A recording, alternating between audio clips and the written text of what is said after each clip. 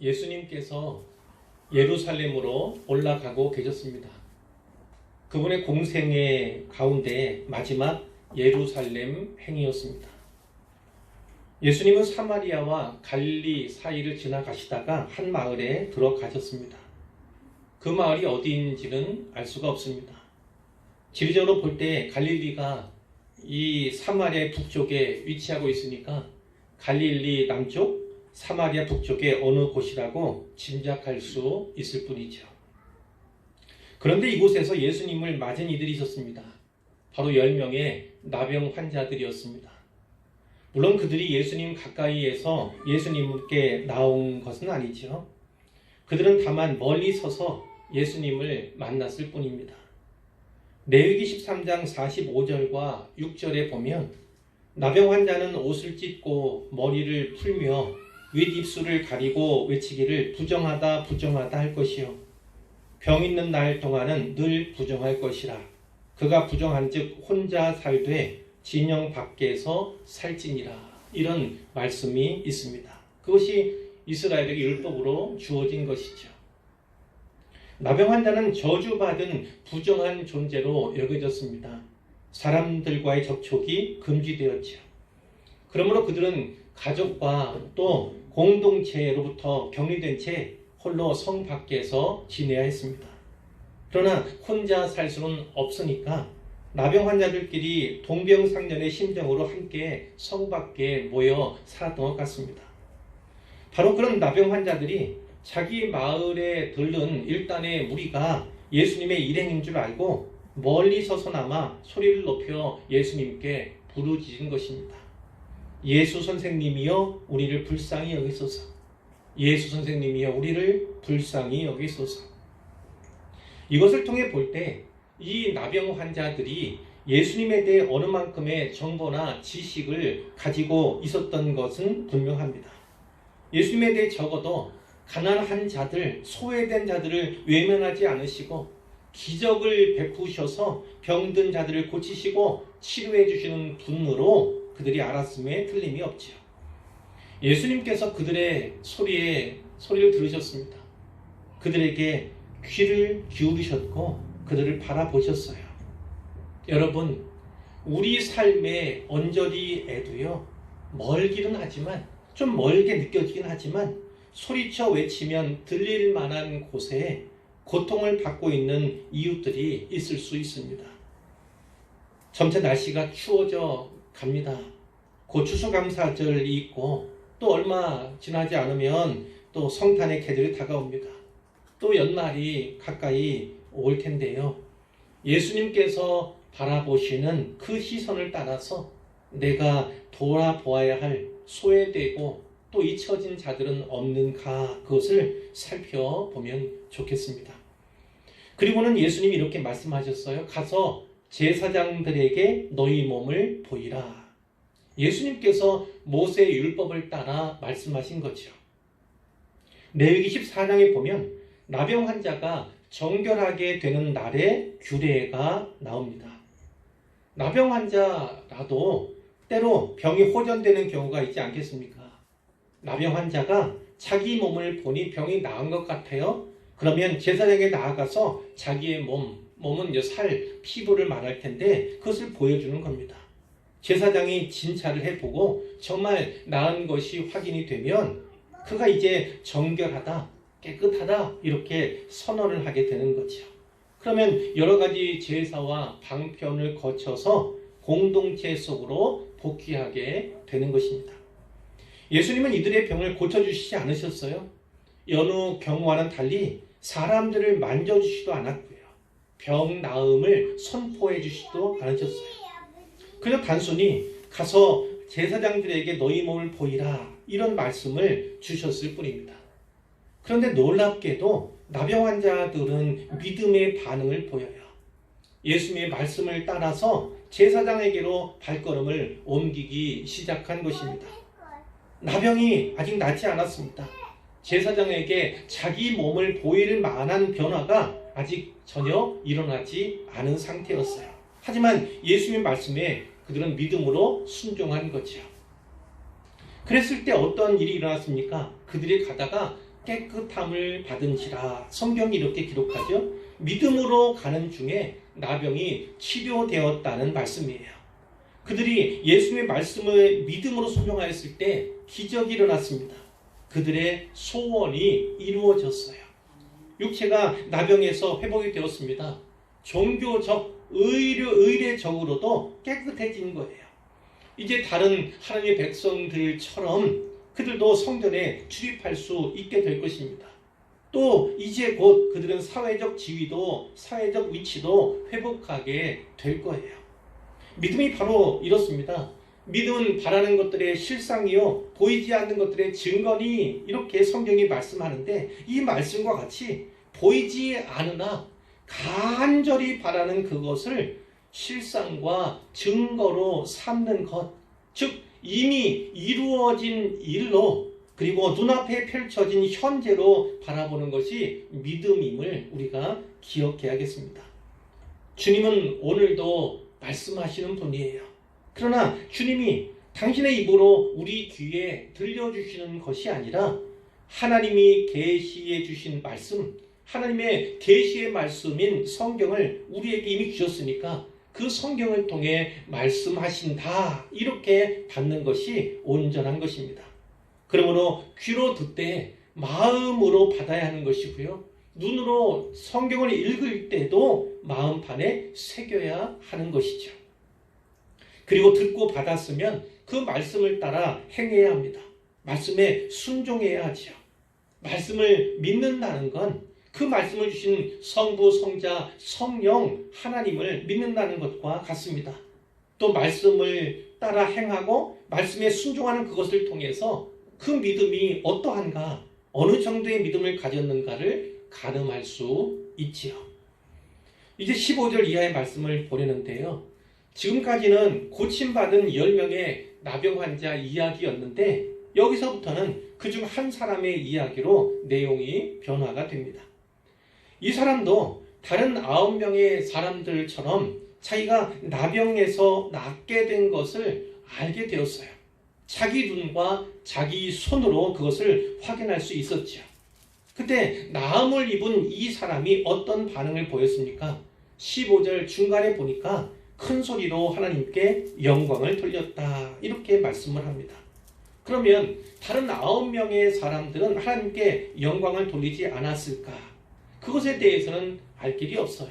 다만 이들이 유대인이었으니까 관습적으로나 또 습관적으로라도 그렇게 했을 가능성은 여전히 남아 있습니다. 그러나 이 한 사람의 행동은 다른 9명의 행동과는 분명히 달랐습니다. 15절 끝부분에 보니까 돌아와 라는 말씀이 나오죠. 그는 가던 길을 멈추고 예수님께 돌아왔어요. 그리고 16절에서 그는 예수님의 팔 아래에 엎드려 감사합니다. 감사를 표하고 있습니다. 예수님의 팔 아래에 엎드렸다는 것은요, 예수님을 향한 경배, 예수님을 향한 예배 행위로 볼 수가 있죠. 돌아온 이 사람은 예수님에게 감사의 경배와 감사의 예배를 드린 것입니다.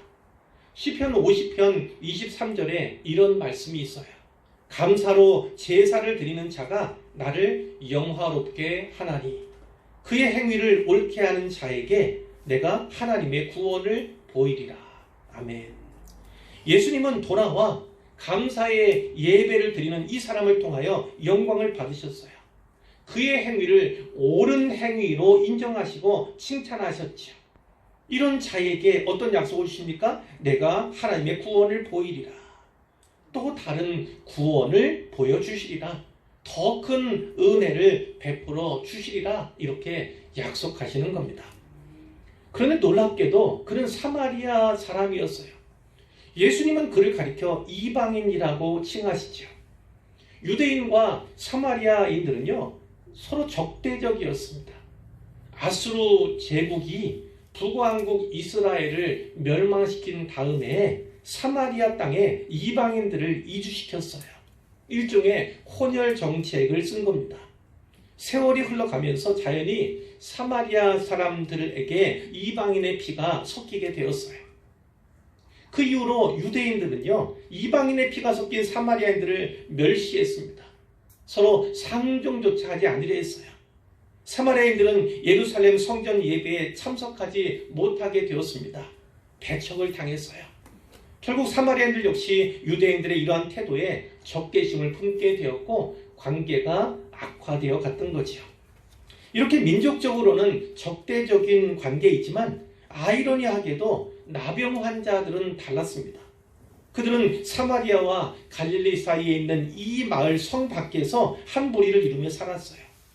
유대인 9에 사마리아인 1명이 함께하고 있었지만 이들에게 서로에 대한 적대감은 없었던 것 같아요. 동병상련이라고 하지요.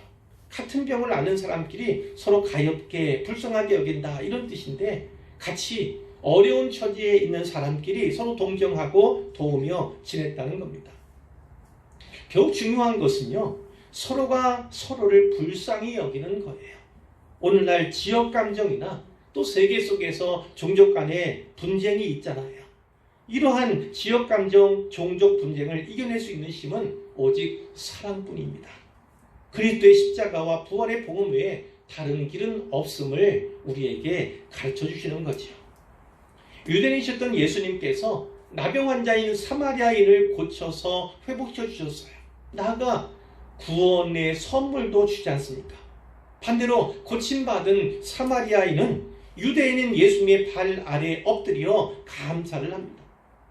유대인과 이방인 모두를 향한 차별 없는 은혜, 유대인과 이방인 모두가 드리는 거룩한 예배, 이것이 우리 종교의 본질이자 비전이 아니겠습니까? 이 한 사람 사마리아인의 경배와 감사를 받으신 예수님이 이렇게 말씀하셨어요. 10사람이 다 깨끗함을 받지 아니하였느냐? 그 9은 어디 있느냐? 이 이방인 외에는 하나님께 영광을 돌리러 돌아온 자가 없느냐? 내게 은혜를 입은 건, 내게 선물을 받은 건 10사람인데 하나님께 영광을 돌리러 돌아온 자는 어찌 한 사람뿐이냐? 그 9은 어디 있느냐? 여러분, 그 9은 어디로 갔습니까? 제사장에게 자기 몸을 보이려고 예루살렘 성전을 향해 나아갔지요. 육체가 나병에서 회복되었잖아요. 어서 가서 종교적, 의례적인 정결도 회복하고 또 속히 가서 사회적 위치도 지위도 회복하고자 그리로 달려간 것입니다. 그러면 한 명의 사마리아인은 어떻게 예수님께 돌아왔을까요? 이런 가정을 해볼 수 있을 것 같아요. 모두가 나병 환자로서 서로 불쌍히 여기고 어려움을 공유할 때는요, 그들의 동병상련하는 그 마음이 민족적 차별을 이겼었는데요. 막상 그들이 나병에서 회복되고 나니까 다시 차이가 부각되기 시작했습니다. 다시 그들 사이에 다름이 보이기 시작한 거예요. 9명의 유대인들은 당당하게 예루살렘 성전을 향해 나아갈 수 있었지만 사마리아인은 그렇지 못했습니다. 마음에 주저함, 저함이 생겼을 수 있어요. 무리와 함께 예루살렘에 올라간다 해도 제사장을 만날 수는 없을 겁니다. 설령 제사장을 만난다 해도 그에게 은혜를 입기는 어려울 거예요. 이런 장애 앞에서 사마리아인은 비로소 깨닫습니다. 예수님이야말로 차별 없는 사랑을 베푸시는 그분이야말로 예배와 경배와 감사를 받으시기에 합당하신 분이라는 사실을 그가 깨닫는 거죠. 예수님의 이 말씀을 다시 생각해 보기를 원합니다. 이 이방인 외에는 하나님께 영광을 돌리러 돌아온 자가 없느냐?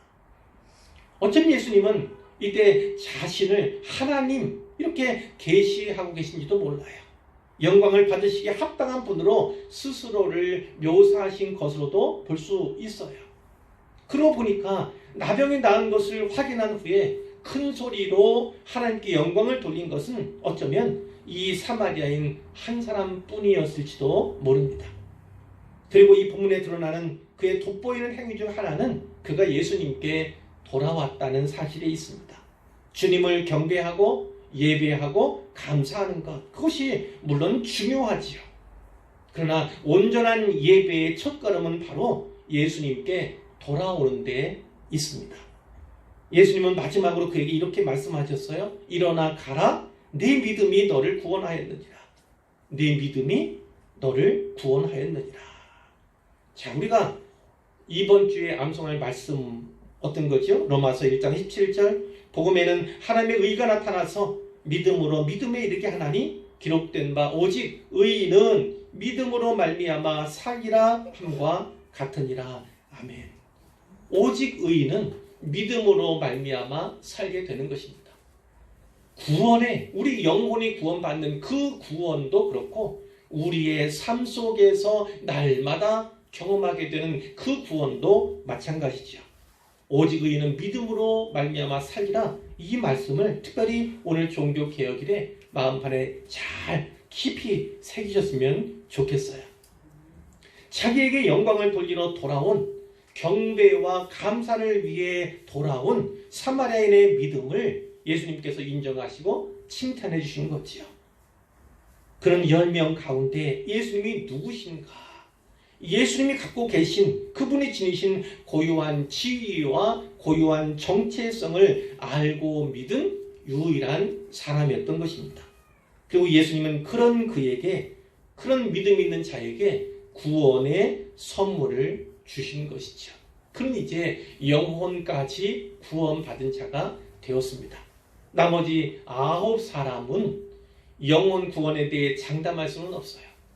육신의 질병이 치료받았으나 그런 구원은 입었지만 영혼까지 구원받았는지 어땠는지 우리는 알 길이 없는 것이죠. 이것이 우리가 살펴본 내용인데 이 말씀을 좀 더 큰 그림 속에서 보자면 이렇습니다. 공관복음은 마태마가 누가복음을 말하는 거죠. 이것을 공관복음이라고 하는데 이 공관복음은 예수님의 사역을요, 갈릴리 사역, 그리고 갈릴리에서 예루살렘으로 가시면서 하신 사역, 또 예루살렘에서 하신 사역, 이렇게 세 부분으로 나눠서 말씀을 전개하고 있거든요. 오늘의 본문인 누가복음은요, 예수님께서 갈릴리에서 예루살렘으로 가시는 여정 중에 있던 사건, 그 사역의 일부를 기록한 것입니다. 그런데 이 누가복음의 저자인 누가는요, 마가나 마태에 비해서 이 갈릴리에서 예루살렘으로 가는 여정을 좀 더 비중 있게 다뤄요. 그래서 오직 누가복음에만 기록되어 있는 이야기들이 많이 있거든요. 누가가 어떠한 관심을 가지고 있는지, 또 누가복음이 어떠한 특징을 갖고 있는지 우리가 알 수 있게 해주는 대목입니다. 이 예루살렘으로 가는 이 여정은요, 예수님과 제자들이 사마리아인의 한 마을에 들어가려는 그런 장면부터 시작돼요. 이 사마리아 사람들이 거부합니다. 제지를 당하는 거예요. 그 장면으로 시작을 하는데 그때 야고보와 요한이 어떠한 태도를 취합니까? 아주 분노를 하죠. 분노. 그래서 예수님께 이 사마리아 마을을 불로 멸망시켜도 되겠습니까? 이렇게 요청하는 내용을 기억하실 거예요. 그러나 예수님께서는 이 두 제자를 꾸짖으시고 다른 마을로 옮겨가시죠. 이 사건은 이 사마리아인에 대해서 예수님께서 어떤 마음을 품고 계시는가, 또 제자들에게 이들을 어떻게 대해야 하는가, 그것을 분명히 알려주시는 그런 장면이에요. 그 이후에 예수님께서 유대 율법 교사와 만나게 되시는데요. 그 율법 교사가 예수님께 이렇게 질문합니다. 이웃이 누굽니까? 자기의 이웃이 누굽니까? 이렇게 질문하는 거예요.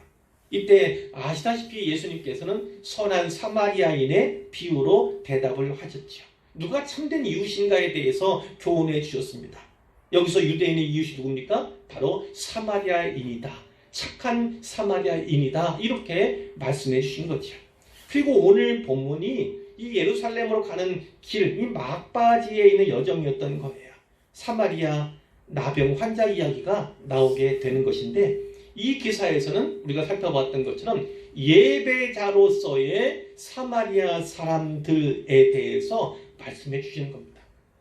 그들이 예배자로서 능히 설 수 있음을 오늘 이 고침받고 나음받은 사마리아인의 경우를 통해서 말씀해 주시는 거죠. 이 세 기사는 다 오직 누가복음에만 나오고 있는데요. 이 사마리아인에 대해서 누가가 어떤 관심을 갖고 있는가, 그것을 우리가 충분히 알 수가 있는 겁니다. 이들이 아니더라도 이 누가복음은 사회적 약자, 소외받고 또 천대받는 이 사마리아인들에 대해서 세계의 기사를 소개함으로써 유대인이 사마리아인들을 포용해야 된다. 사마리아인은 유대인의 이웃이다. 사마리아인도 유대인들과 마찬가지로 동등한 예배자다라는 사실을 분명하게 가르쳐 주시는 거예요. 구원사, 구속사적인 측면에서 사마리아는 유대와 이방 선교 사이에 자리하고 있습니다. 사도행전 1장 8절에 예루살렘과 온 유대와 사마리아와 땅끝까지 이르러 내 증인이 되리라, 예수님의 이 선교 명령이 있지 않습니까? 사마리아는 예루살렘과 온 유대 다음, 그리고 땅끝 바로 앞에 위치해 있는 것을 우리가 보게 되는데, 결국 사도행전의 내용을 통해 볼 때도 유대인이나 사마리아인이나 이방인에게 성령이 주어진 그것을 우리가 보게 되는 거고, 성령 안에서 하나님의 한 백성이 되어감을 우리가 확인할 수 있는 겁니다. 그리고 성령의 하나 되게 하시는 그 역사를 통해서 인종적인 차별이 철폐되고 상호 간의 멸시와 비난과 분노가 사라지게 되는 것입니다. 그 이후에는 그리스도 예수 안에서 가난한 자나 부한 자, 남자나 여자나 유대인이나 사마리아인이나 혹은 이방인이나 더 이상 차별이 존재하지 않고 하나가 되는 경지에 대해서 성경이 말씀하고 있는 것입니다. 누가복음은 이 사마리아인에 대한 논의처럼 어떤 계층적, 성적, 인종적인 장벽을 허무는데, 그리고 하나님 백성으로서 모두가 동등하고 하나 될 수 있다는 것을 분명하게 가르쳐 주는 것이죠. 자, 이 본문을 또 다른 그림 속에서 보자면 이렇게 볼 수도 있어요. 기독교는 기복종교가 맞습니까? 아닙니까? 기독교도 기복종교임은 맞아요. 하나님의 복을 추구한다는 복의 내용이 다를 뿐이지 기독교도 역시나 기복종교입니다. 기복적인 성격을 가지고 있는 거예요. 그런데 이 누가복음 속에서 주님께서는요, 어떤 자가 하나님께 복 받는가, 하나님의 복을 받을 수 있는가에 대해서 말씀해 주시죠. 첫 번째는 이겁니다. 보는 자에게 복이 있다, 이렇게 말씀하고 있어요. 보는 자에게. 전도 여행을 보낸 70의 제자들이 예수님께 돌아옵니다. 그러면서 너무나 기뻐하는 겁니다. 그 파송받아서 경험했던 일들이 너무나 놀라웠거든요. 자기 사역들을 보고하게 되잖아요. 바로 이렇습니다. 예수님께서 이 땅에 오실 때 하나님 나라를 가져오셨습니다. 예수님을 통해 도래하게 된 이 하나님의 나라, 그것을 목격하고 경험한 사람들에게 복이 있다, 이렇게 말씀해 주시는 거예요. 다음은 듣고 지키는 자에게 복이 있다고 말씀합니다. 주님께서는 들을 귀가 있어서 말씀을 깨닫는 자, 깨달을 뿐만 아니라 지키는 자에게 복이 있다고 말씀해 주시는 것이죠. 성경에 이런 말씀이 있잖아요.